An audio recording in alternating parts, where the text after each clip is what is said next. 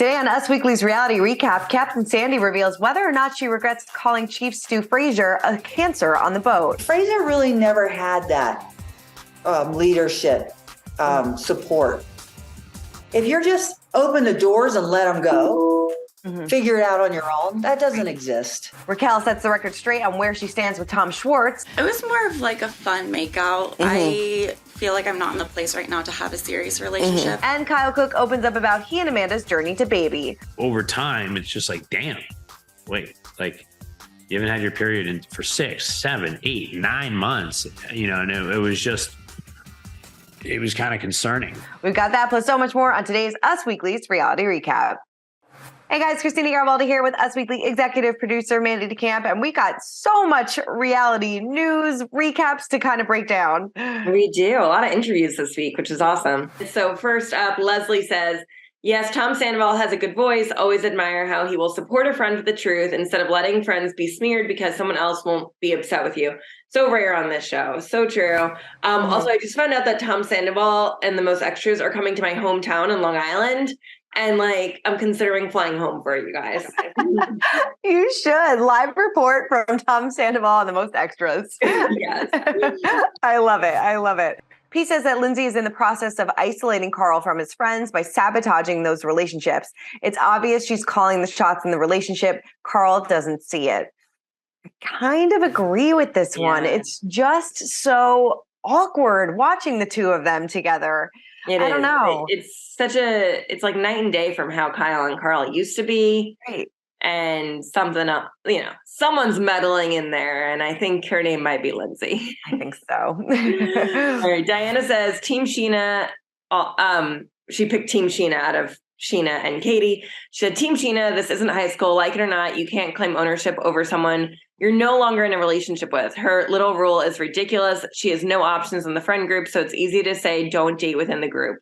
But they're not together. She doesn't own him. End of story. It's gross to me that she thinks she has the right to dictate his love life. It's also immature.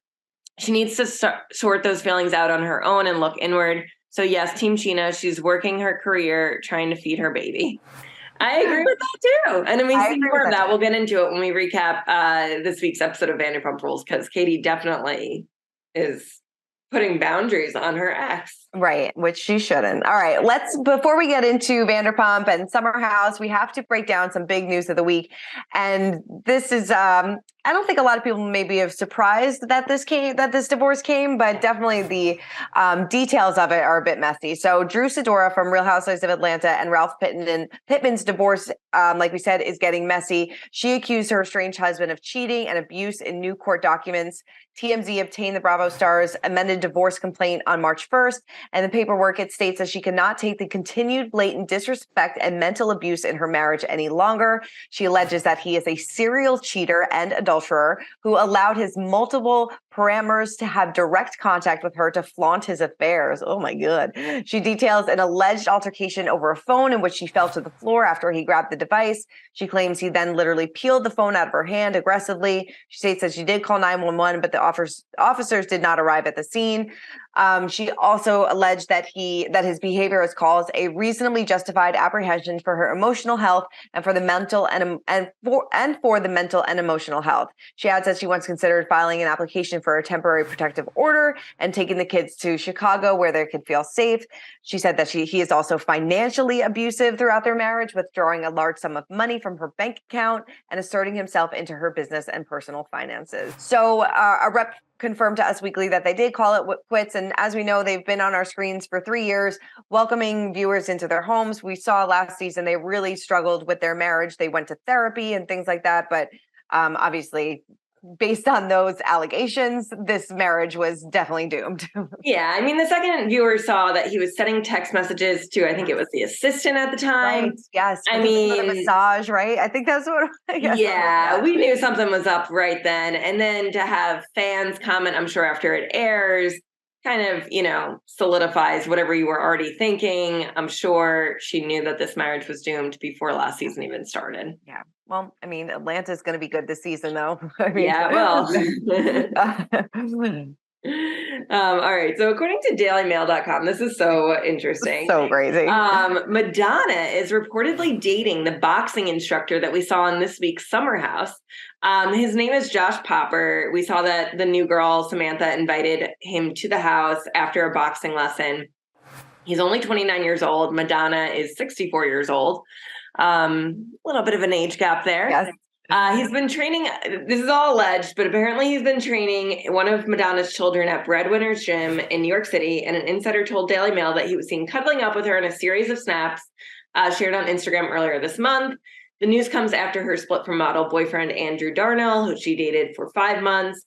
Josh shared a photo on his Instagram of Madonna pressing her lips against his shoulder, squeezing his right arm. The photos are not there anymore, so I'm not sure if he deleted them or if they're on a story. Not totally sure there, but yeah, I didn't see that one coming. Didn't see that one coming at all. I mean, I guess, Sam decided it wasn't for her and Madonna decided that it was. I mean, that's insane. So, good for them. Yeah, I guess so. I don't think we'll be seeing him back on Summer House, but speaking of, let's start breaking down this week's episode. It's pretty good. Pretty good. Things are getting really intense between Danielle and Kyle. I definitely agree. They're probably our feud of the night, right? Yes, definitely our feud of the night. Yeah, I mean, so we see that this feud heating up for sure. But I feel like Danielle's going to come to her senses and realize that maybe she shouldn't be defending Lindsay and Carl this wholeheartedly. And we'll get to that in a minute. But yeah, I don't know. I'm a little bit on Kyle's side here. I feel like no one can really talk about this except for Kyle and Carl, because they're the ones involved. And like, Danielle does not work for Loverboy. What is she doing? Why is she trying to defend them so hard? No, it's so true. Like, why are you so invested in into Carl and Lindsay's relationship and their friendship and things like that? Yeah, it's not her fight to fight. This is definitely between Kyle and Carl, and hopefully we'll see them kind of come together. Obviously things are a bit still icy between them, but this is definitely not her fight, and she needs to back out. And it seems like she does, and things kind of blow up. So yeah, totally. My cringe went to Sam and Madonna's boyfriend. Right.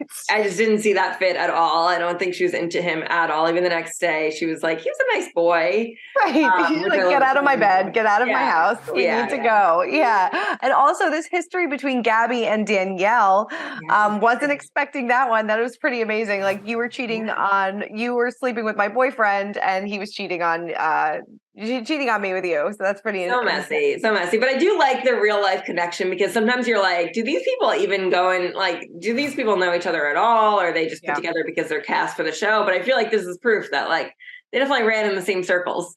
Definitely ran in the same circles. So crazy. And then, it was really, hard to watch Amanda kind of opening up about her fertility, kind of not wanting to go to the doctor because she's scared of what they might say. She said she hasn't had her, her period in a really long time, and she's afraid of what they could say to her.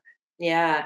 I mean, a lot of fans since seeing her on the season have been talking about her weight loss, and she kind of brought up that because going off birth control, she lost a lot of weight. So that kind of cleared up that. You really never know what someone's going through, and I feel for them. Yeah, you really do. You really feel for her, and hopefully, she takes that next step and figures out what's going on. Yeah.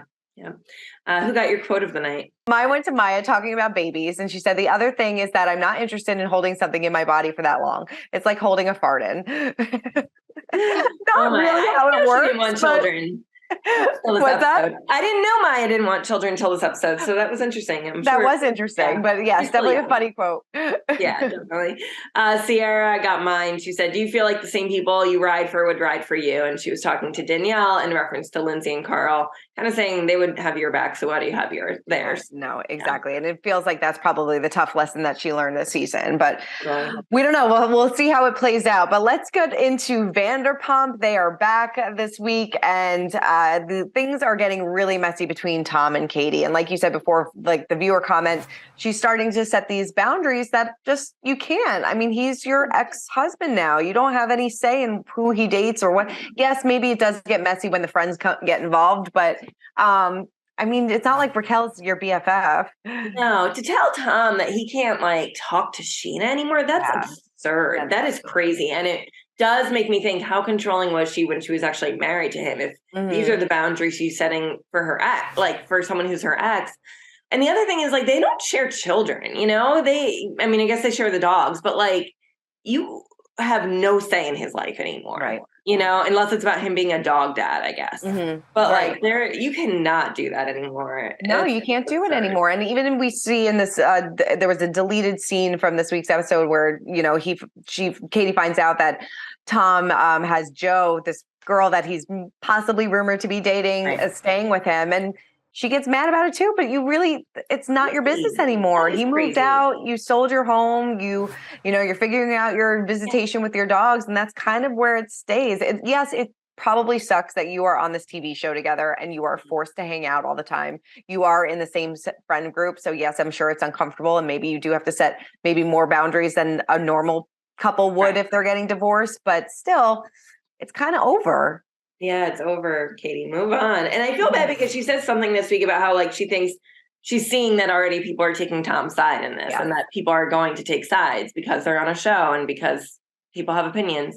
But it's like, you make it hard to take your side when you do all these things and say all these things. Right. And you really can't be mad at Chyna. You told her, whether or not you were drunk or not, when you told her to have Tom hook up with Raquel, you pushed this. You said for her to help him move on, and that's what she was doing. And you know, we spoke to Chyna, and that's what she said. And she's like, as soon as I found out that she wasn't happy with it, I backed off, and that was Raquel going forward. And she's like, I still got the blame. Raquel never did, and Tom never did. So she was just misdirecting her anger, it seemed like.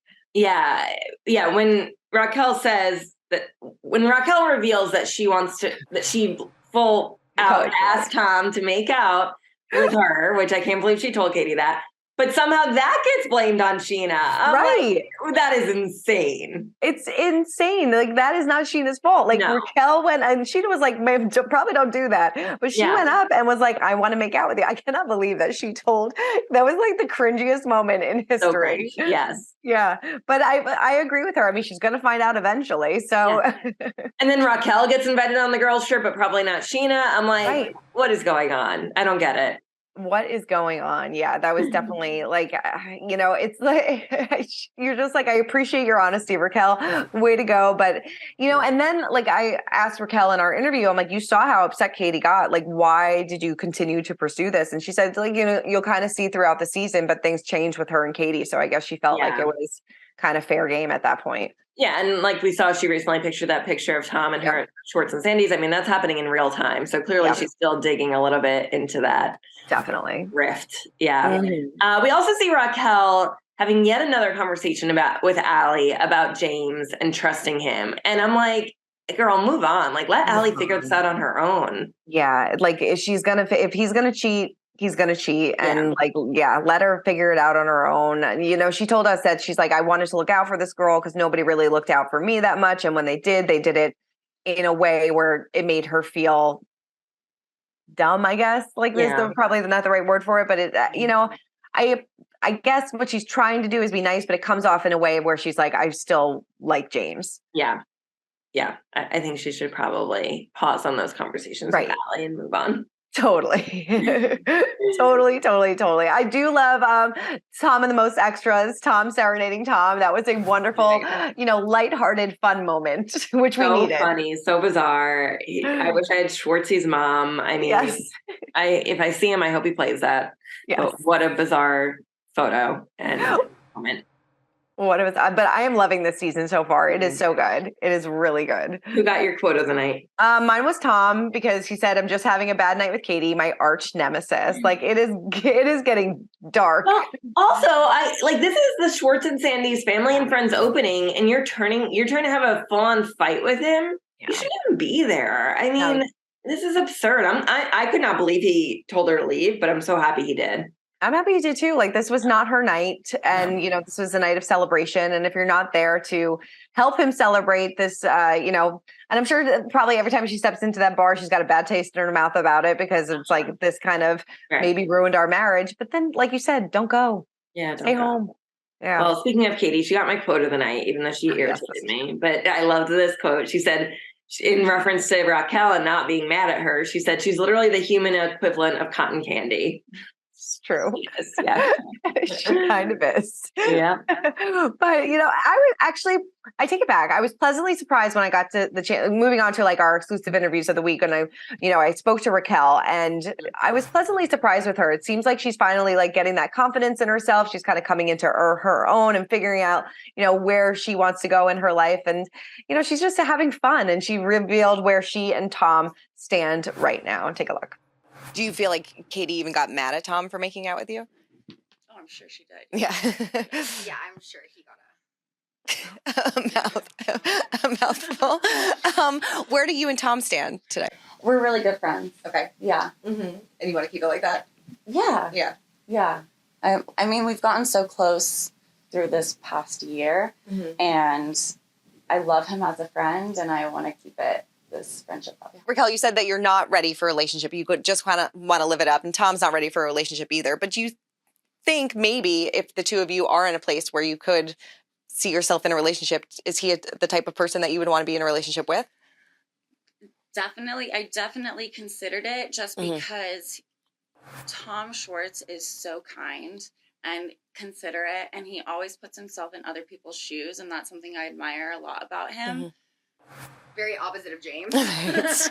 Right. Kind of like that's what you That's look something, for, yeah. something. Whether it's Schwartz or someone else, that's definitely qualities that you're going to look for in your next partner. Just because that is so opposite of James. Yeah. So good friends. There you go. All right. We also sat down with Captain Sandy, who's all over the news lately, about her decision to call Fraser, who was the chief stew, a cancer of the boat, and whether or not she regrets that. So take a look. Was there ever a point where you thought maybe I needed to let Fraser go? There was a moment. Absolutely. Because listen, the walls are thin. It's like, don't jump on their bandwagon. Change that narrative. That's your role as you're a superior here. In my career, I always hired the chief stew and first officer and chief engineer and said, hire your team, but you're absolutely responsible for your team, right? So I didn't go to the team members. I went to the chief and said, this isn't happening. You hired them, fix it. You know what I mean? Like, if you need help, ask me. But until then, I stay out of it. I will only help if I see that the client is suffering in service, right? If I see something going wrong, or there's disharmony on board in my eyes that I see, that's when I step in. Yeah. Do you ever regret calling him, the cancer of the boat? Because I know there was some backlash over that. Yeah, well, I had cancer. Right. I will say this. Yes, I should have chosen different words because listen, I've been a captain for many years. Those were the terms we used. Right. So evolving, I would have probably said you're, bringing the boat down. Yes, I would change my terminology for sure. Bad choice of words. Right. That's a learning for me, right? So in the future, I will choose different words to use. What was it about him that kind of rubbed you the wrong way in the beginning? And why did you decide to give him that second chance? Fraser, we all need humility in our roles, right? So humility isn't being humiliated. It's just being humble. And Fraser on the bridge admitted to me he had never done this before, his first chief stew role. And when you're in that position, I always have an open door bridge policy. I've had many chief stews in my career, and I would have helped him and guided him and tried to say, hey, listen, delegate, let him make mistakes. Yeah, definitely not the right choice of words. Yeah. No. And then finally, Kyle Cook opened up to us recently about Amanda's fertility journey and what it's been like kind of going through that together. So take a look. And it seems like Amanda gets emotional this season, talking about possibly starting a family and maybe some challenges that you guys kind of overcome. How did that bring you closer together, and how are you guys doing? Yeah, I mean, it was tough, and I don't want to say too much on her behalf because this is her, kind of her own story. And, we weren't like ready to immediately start a family, but she did want to get off birth control. She was just like, this is not natural. I want my body to like self-regulate. And when she went off, she lost a bunch of weight, but never, her body didn't go back to regulating. And so over time, it's just like, damn, wait, like you haven't had your period for 6, 7, 8, 9 months, and it was kind of concerning. And, I think she kind of started to get in her own head as one might, when you start wondering, like, what are the ramifications here? So that was tough, just to watch her go through that. Also, all the hormonal changes. I was saying earlier to Bryce from ET that she was like breaking out, and I gave her so much respect, because I would have been so self-conscious. When we filmed season 2 of Winter House, it was like she was going through her first like acne breakout as like a teenager, because her hormones were just going crazy. And I just had so much respect, because I don't think I would have had the balls to, granted, women can wear makeup, but I was like, wow, you are a trooper.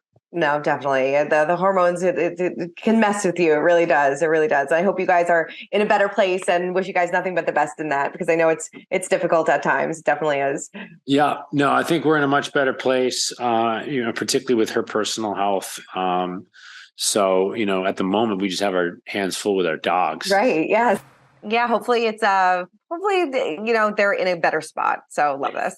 Yes. All right, let's move on to our social spotlight of the week. Mine went to Mercedes from the Shahs of Sunset, because she has officially joined the agency. She is going to be, joining Mauricio's team, and doing her next chapter, since Shahs is no longer there. She says, "It is with great excitement and pride I get to announce my new home at the agency. So grateful." So very interesting. Good for her. My social spotlight goes to my own family, who stayed at the Winter House, the official Winter House, which I'm so freaking jealous of them. I'm still mad at them. I'm still holding a grudge. But here is my mom and dad, in the hot tub. I love this so much. Oh my God. Drinking in the Winter House hot tub.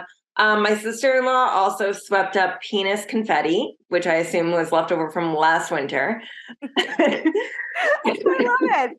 They did say that they got some new furniture, because I'm sure some of that furniture was stained and dirty and disgusting, but they said the house was beautiful. So, I mean, it was beautiful. It is a beautiful home, and I'm so jealous that they got to do that. That is so fantastic. I love it. All right. Well, that is it for this week's episode of Reality Recap. Let us know in the comments. Are you team Tom? Are you team Chyna? Are you team Katie in this messy messiness? Yeah. All right. Well, that's it. Keep commenting, keep subscribing, and we'll see you guys next week. Bye. For more news, content, and exclusive interviews, make sure to hit the sub, like, and bell button down below, and visit usmagazine.com.